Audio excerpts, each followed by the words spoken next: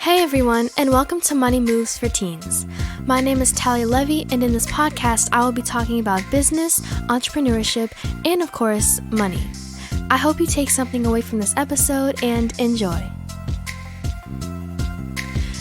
Ever thought about starting a business, but you always have this nagging feeling that you can't start for whatever reason? Don't let those feelings stop you. Take a closer look, and you may find they're just excuses you're creating for yourself. In this episode, I'm going to be talking about what may be stopping you from starting your business and ways to overcome those obstacles. I'll go over things like lack of time, money, motivation, and more for a total of 6 possible reasons as to why you're holding off on starting a business. And when I say start a business, I don't mean managing a store and dealing with investors and all that. It can be as simple as starting to babysit kids and creating a name for yourself, or selling jewelry you make to other people. Of course, you can build up to the point when you're selling in storefronts, but don't be intimidated when I use the word business. It can really mean a variety of things. I hope my advice helps and you realize that there is no reason for you to wait to start that business and make money. The first reason is your lack of time because of school. School takes a lot of time out of our days and a lot of days out of the week, so dealing with school and all the work and effort that goes into it may have you thinking that's all you can do. Before being set and content with that mindset, take a look at how much time it actually takes you to do your work after school. I know most of you are out of school now because of COVID-19, so this may not be relevant at the moment, but now you can think of it as one less thing that's stopping you from starting the business.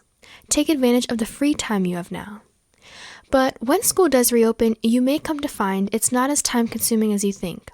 It may have taken you an entire evening to finish that essay, but how much of your evening was actually spent working?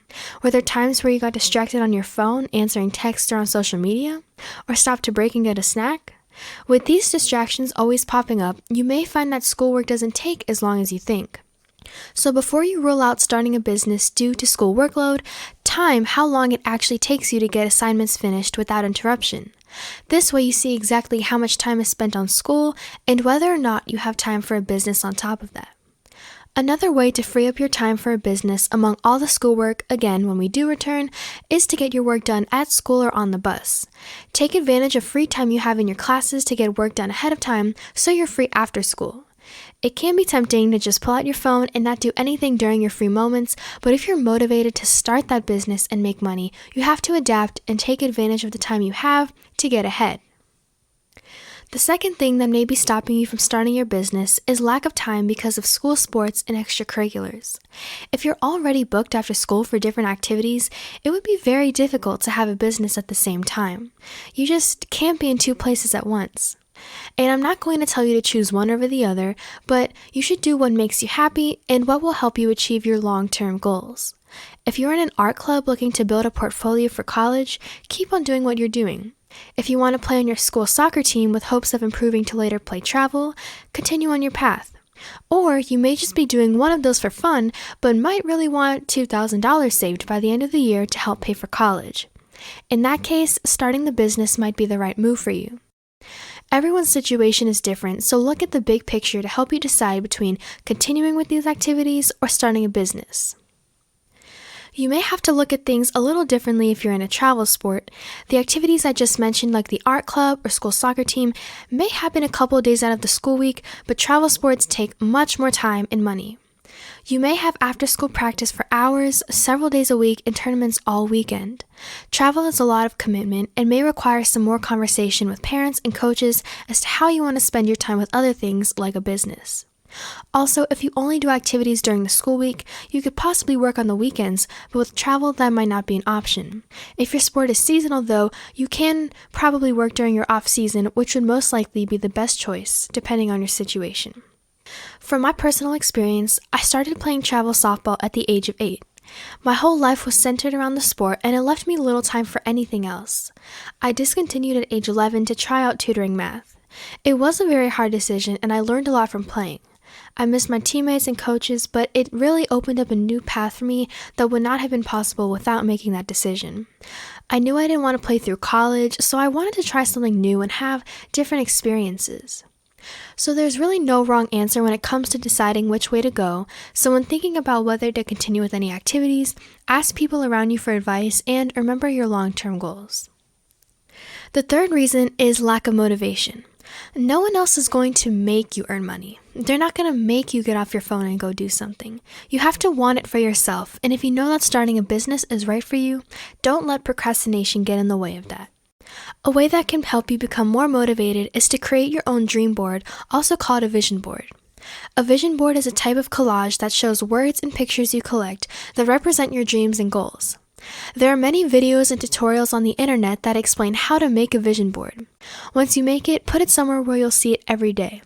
Looking at your goals each day will help you clearly see where you want to go and inspire you to get there. Things that cost money on your board, like a dream car or house, will motivate you to make money of your own to pay for those things. Also, once you make your vision board and your goals are clearly and creatively laid out, write down steps you need to take to achieve those goals. Having it all listed out and creatively portrayed will give you the boost of motivation you need. The fourth reason is lack of money. Do not let this be the reason you don't start your business. Everyone has to start from somewhere, and that just may mean for you, you're just starting without money. There are businesses that do take money to start and businesses that don't. And for example, if you want to start tutoring, you don't need to go out and buy notebooks, pencils, and workbooks. If you need supplies, ask a teacher if they can lend you some things to work with.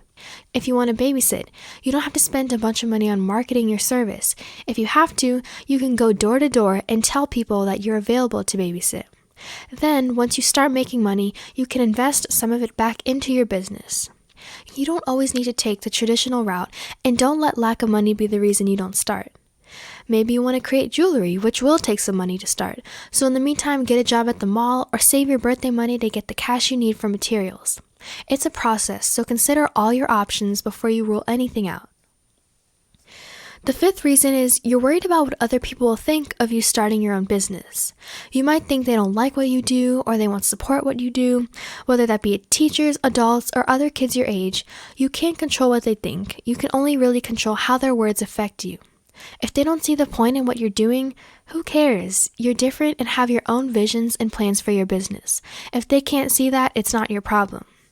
In another episode, I'll talk more about the mentality you should have if other people view you different because of what you're doing.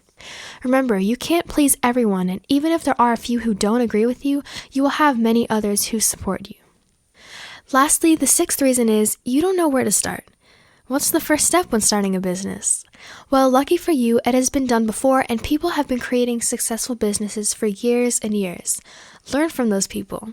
Most of this information on how they started is on the internet for anyone to learn from. So do some research and realize you can start small.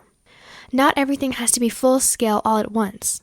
Some websites like entrepreneur.com and fortune.com have some good information on people starting their own businesses.